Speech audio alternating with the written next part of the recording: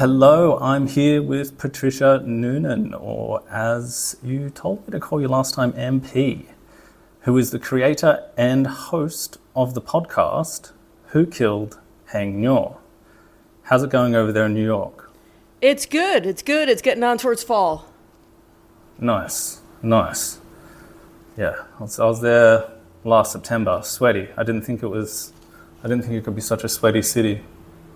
No, it's very warm. You're surrounded by brick. All right. Well, anyway, I'm a huge fan of your show, and it's just come back after, a fairly long hiatus, and we've got season 2, and new episodes are dropping weekly. Now, we spoke briefly about a week ago just to get to know each other a bit, but I really wanted to have you on to talk about your podcast because it tackles this case in a way that reminds me of that first season of Serial, the cultural phenomenon that basically kicked off the whole modern podcast scene about 10 years ago.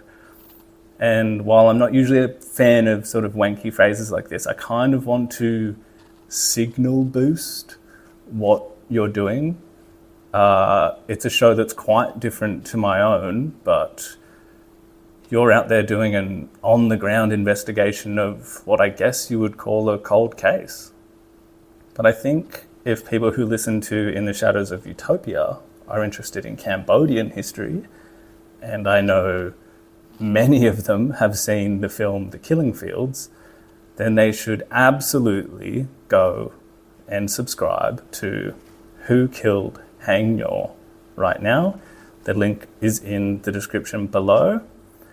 But before we get into the show itself, why don't you just give me a little, and the listeners, a little sense of your own history with Cambodia? How did you get involved with this country? Well, first, I just want to say thanks so much for having me on. Also, I love the comparison to Serial. I'm not sure I would go that far describing myself, but I love the comparison. It's very flattering. I was a foreign correspondent, so I left university and went straight to Asia, and I taught English for a year in Thailand. And then when that was wrapping up, I realized I didn't want to come home yet. I still wanted to be doing something different. And at the time, Cambodia was in the news every day in those Thai newspapers, the Bangkok Post and The Nation, because there was a UN peacekeeping mission there. And so I thought I'd go check it out. I had sneaking suspicions that I want to be a journalist. Bought a plane ticket, and with a plane ticket out again for 10 days later, and I ended up staying about 14 months in my first trip there. So what's this, like 1993, 94, That was, I showed up in Cambodia of October of 1992. 92, wow. That's amazing. Some people, a lot of expats that I run into here, they kind of look back on those years very fondly. And sometimes I wish I was born like 10 years earlier. And then other times I think, no, I probably wouldn't have done very well to be amongst all of that chaos. But what was your impression of the country like back then? That was a pretty wild time. It was a phenomenally interesting time. And it was very much a time warp. It was very much like walking back into the 1970s because Cambodia had been so isolated for so long.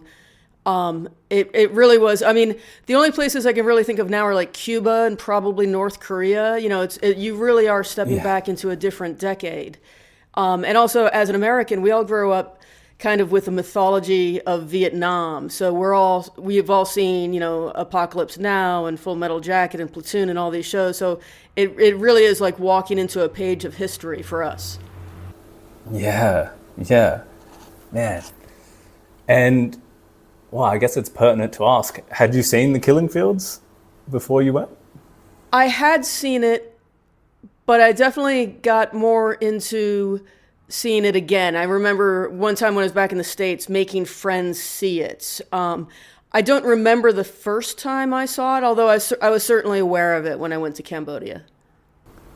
All right, well, speaking of the movie, I wanted to share a little bit of a personal anecdote, but it's one that I think isn't very personal because I think probably hundreds of people will probably have had exactly the same experience as me. So I,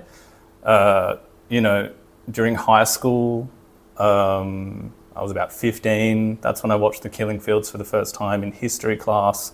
I really liked the film. It was my introduction to Cambodia and the Khmer Rouge.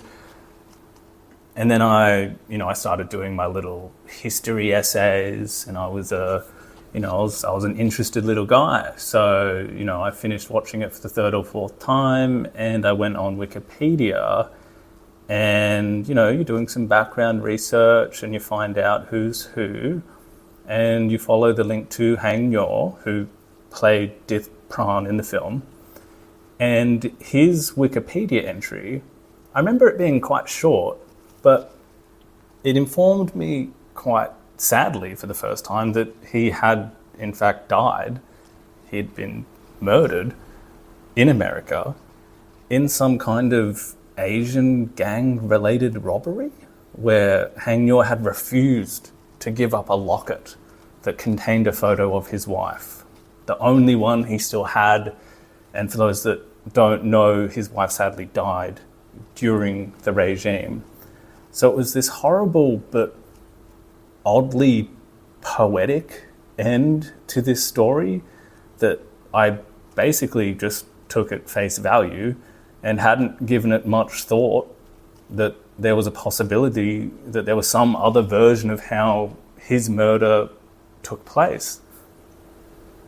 Now, if I was to just kind of tee you off with that, tell me about your podcast. Obviously, we want to be avoiding any spoilers and things like that, but what's wrong with that story that I just told? Like, tell me and the listeners what your podcast is trying to do. I will say I was still in Cambodia when Haing Ngo was murdered, and I remember hearing about it, and I had some California friends who are more familiar with the area. I'm in New York City. I'm an East Coast girl. And it stuck in my head. It was troubling from the very beginning, and I remember that there was an early report that none of the gang members on trial for the killing spoke English very well. It was almost like they spoke like a gang sort of pidgin patois, and a lot of the witnesses, you could say that would be true, probably more so of the witnesses. So there was all sorts of problems with the trial. At the time, I seem to recall Sam Rainsy, the opposition leader, accusing Hun Sen of being involved in the killing. I did put that question to Sam Rainsy more recently. He does not remember saying that, so it's a little bit my memory versus his memory. But it seemed tends troubling. To say a lot of things. Yeah, it seemed troubling from the beginning. And now that I've gotten into it, it's very troubling. As an American citizen, I'm embarrassed that these kind of trials happen. They really did stitch up 3 teenagers and throw the book at them. So you're basically saying that the Wikipedia entry I read when I was 16 was not the full story? Absolutely not. Wikipedia is probably, not. I haven't looked at that in a while. It's probably been... Probably has been changed in the intervening almost, 20 years, but... It probably has been changed. There's also any number of true crime shows in the States on, basic cable, and they all will reflect upon the tragedy and the irony because 2 of the gang members were the children of Khmer refugees. The third was a Chinese national. That, this Cambodian hero would be killed by Cambodians in America as this, bitter irony, but I obviously don't think that's the case.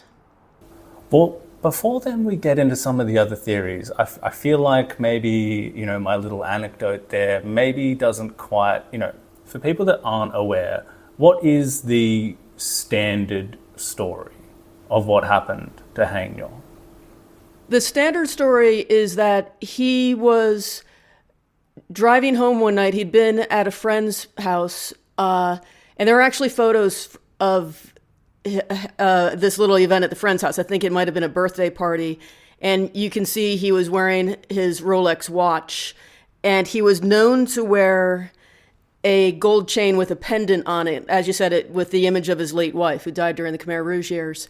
And so he drove home. It's a very long alley, and he was parked. He was approached by gang members who were mugging him. And the police narrative is that he gladly gave away his watch, but then he refused to part with his necklace because it was of such sentimental value. And so he put up a struggle, and for that he was shot. There's a lot of holes in that theory. One of which is that whoever mugged him left his wallet, which had $2,900 in it. It's very troublesome, especially when you see the crime scene.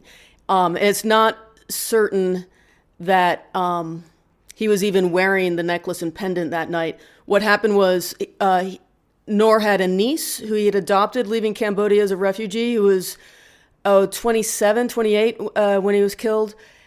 And sometime after the murder, the police didn't have any leads, and she approached the police and said, how do I get back his necklace and his pendant? Because it was this family keepsake. And they said, hang on, what necklace and pendant? And out of that, they invented this narrative about a fight having taken place, about it being a botched robbery. But that is entirely an invention of the police, because there were zero witnesses to the crime. It was just a missing watch and an allegedly missing necklace. And that's the entire premise of the trial that locked up 3 teenagers. Wow. So if that hasn't sort of, got your ears sort of perked up already, I don't know what will. So again, you've done season 1, and we don't want to do too many spoilers, but what are the, sketch out a couple of the big other theories then that you might have investigated so far. There's a major theory, of course, that the Khmer Rouge came back and killed him. And that's what that was the first conclusion a lot of people leapt to in the Los Angeles community of former refugees who'd resettled there. Haing Ngo was active in Cambodia. He was pushing for a human rights tribunal at the time to hold the Khmer Rouge accountable. And there was this notion that Pol Pot had sent assassins to Los Angeles to kill him, or called upon a sympathizer in Los Angeles to kill him. And I go into that very early on in the second season. That theory just doesn't hold water for me. But given the amount of trauma that these people went through, I think it's entirely logical that was the conclusion a lot of people leapt to. Yeah, particularly at that time. What year did he die, sorry?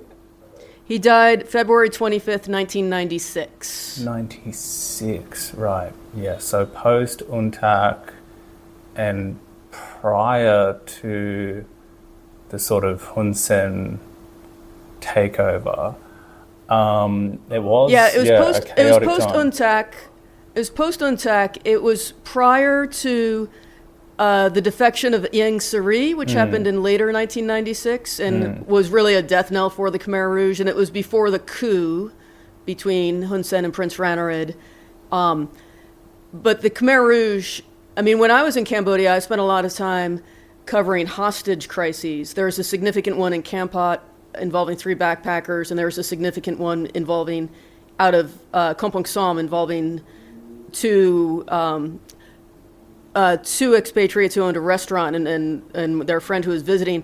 And that's one of the signs of the collapse of any insurgency, is when they turn into a kidnap for ransom gang. There's very little ideology attached there. That was one of the death knells. When I was there, that was between sort of 94 and 95, I was covering hostage crises. Yeah, I remember there was definitely a couple of Australians, I feel, that were maybe kidnapped from a train or something like that. Does that sound familiar? Yeah, in the Kampot hostage crisis, there was a Brit, a Frenchman, and an Australian who were backpackers, and they jumped on the train from Phnom Penh to Sihanoukville, which goes through Kampot, and this was dumb. It was not recommended at the time, but because it went through Khmer Rouge territory near Phnom Vor, and they were taken hostage. There was a number of Vietnamese who were just outright slaughtered, and they were held for some months, those 3 hostages. And unfortunately, they died. And it was, because it was a Brit, a Frenchman, and an Australian, it was almost this perfect storm of like diplomatic politics. It became a very large story for all those countries involved. And the other one in Kampong Som, it was, there's an Australian woman named Kelly Wilkinson who was, with her boyfriend was Dominic Chappell. He was a Brit. And they owned a restaurant in Phnom Penh called the Deja Vu. And they had a friend visiting. Her name was Tina Domini. And because they had a restaurant, they went back and forth on the highway between Kampong Som and Phnom Penh. And they just got held up one day. And we don't know if it was Khmer Rouge or if it was corrupt government soldiers or some kind of bandits. But sadly, they were also murdered. And it was very shortly after they were taken.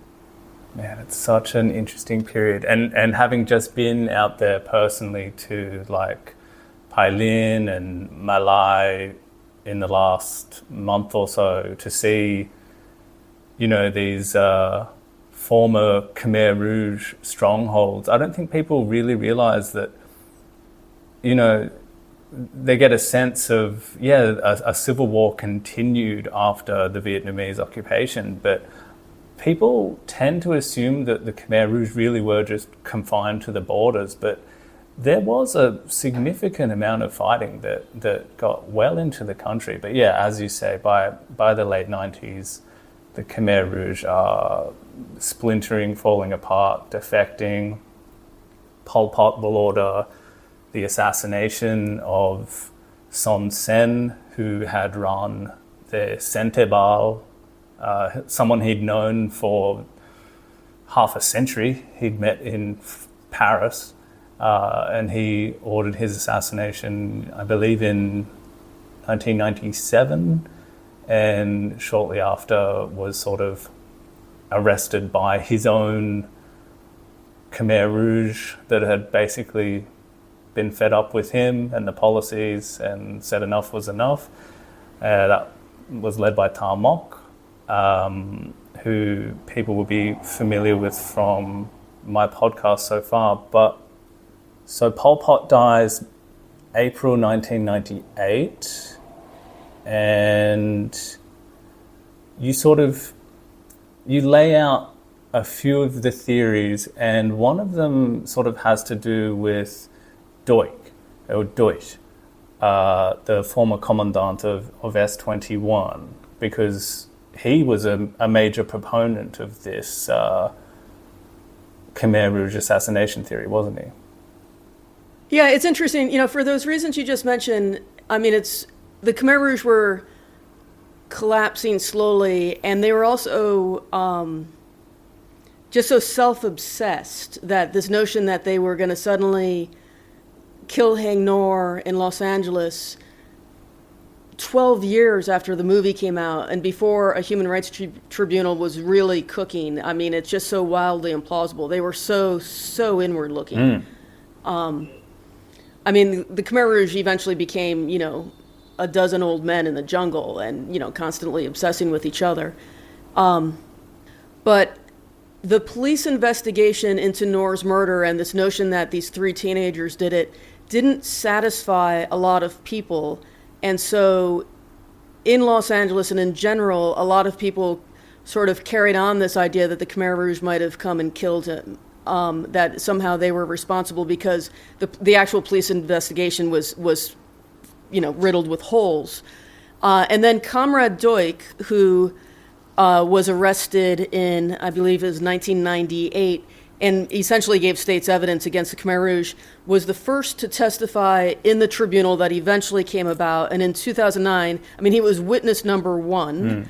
And in 2009, he said that Pol Pot killed Haing Ngor.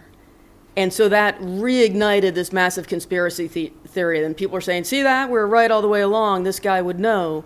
But there's a lot of reasons. The book, The Lost Executioner by Nick Dunlop, explains this very well. But I think Comrade Duch was projecting his own experience, because someone had broken into his house and killed his wife, and he thought it was Pol Pot, and that might be slightly more plausible with him, given that he had kind of left the Khmer Rouge as much as one can. But he's like, well, it happened to me. It must have been that same thing that happened in Los Angeles. But he really stoked the theory again. Duch's testimony is very, very interesting, because first of all, he was the only one that did actually express any sort of guilt and apologize for what happened. And then on the last day of his trial, he tried to basically renege on the whole thing and asked to be set free. Yeah, he flip-flopped. He flip-flopped pretty bad. Yeah, his testimony is very, very interesting, because it always shows about 1/3 of the picture. Tomorrow morning, I'm going to visit M13, the prison that he operated as early as 1971 out in Kampong Spu. And he said that, tops, maybe 200 people were killed there, if that. And basically everyone else that has come to testify on that matter says that number is at least comparable to those that died at S21. So we're talking in the tens of thousands. So yeah, Duch is... if I were there, I'd be tagging along with you. It's a place that I've had stuck on my places to go list on Google Maps for about 8 years. So finally getting to go there and see this place in person, I am looking forward to this trip tomorrow and seeing this site, which is basically the new memorialization site as part of Chong Ek, Tul Sleng, and M13 out in Am Liang. But so the Duch theory, we can sort of put that to rest. But again, without getting into spoilers, are there any other general sort of directions that you've taken? Because it seems like season 2, you really do seem to be like on the ground investigating this. Like you visit the scene of the crime. Walk me and the audience through that. Like what is the investigative process look like for you? And has that changed since season 1 to season 2? It's changed dramatically between season 1 and season 2, because I started looking into this and poking around, and much of season 1 is very historical. And then I went out to the crime scene and I met with one of the lawyers for the one individual who's still incarcerated for this murder. And we clicked. He liked me, and he realized I didn't want to just do a podcast. I would genuinely like to solve this crime. And so he gave me a whole lot of material from, court transcripts. And I've been working with his research consultant from the Innocence Center, who goes by Frank. And we've actually got a very good partnership going on, because me with my, Cambodia field knowledge, and Frank is a retired police officer who worked in, the anti-gang division, and specifically the Asian gang division in Southern California. So he knows that topic very well. And so for me, as someone who sort of started my journalism career in Cambodia in the 90s, what's interesting to me is how much in the 90s I wasn't aware was going on in Cambodia. And so Haing Ngor was back, when UNTAC opened the country up, and he had the Haing Ngor Foundation, and he had a lot of investments. But there are any number of vulture capitalists, and what I'm now learning are very criminal elements who took root in Cambodia in the 90s. And now we know how many criminal elements are in the country today. So it's really the seeds of the the problem we're seeing there today with all the organized crime and the scam operations. So I'm trying to pick through Ngor's business associations and some of the plans he had that failed, some of the people he was hanging around with, because some of them look quite dubious. There's another wrinkle, and I think Ngor had terrible PTSD, and I think from a 2025 perspective, it's pretty obvious, but even from a 1990s, certainly from a 1980s perspective, people were much less aware of how PTSD can impact your life, and he could be a very abrasive person. He was terrible with money. So that's really what I'm looking at, are the businesses he was trying to deal with and the people he was trying to deal with. It's very difficult because he died at the dawn of the internet. So a lot of records just may not exist anymore. So I continue to dig, but the wealth of information that the Los Angeles police missed is extraordinary. I mean, to be fair, it's not their job to go to Cambodia and investigate things. These are LA cops. But if you can't make your case, you don't get to ruin the lives of 3 teenagers. Yeah. And I think that's what's so fascinating about your show. And, well, I mean, one point of difference between my show and yours is release scheduling, where I might take a couple of months to release an episode that goes for maybe 2 hours. But yours are being released weekly. So while I'm over here doing my research for this trip, if people want, if they want their fix, if they want an ongoing investigation like you're doing, this podcast is riveting. Like you say, it's like you're doing it week by week. You're sort of digging and finding out new things as you go. I get the sense that you don't know where this might end up, but that's where you're trying to get to.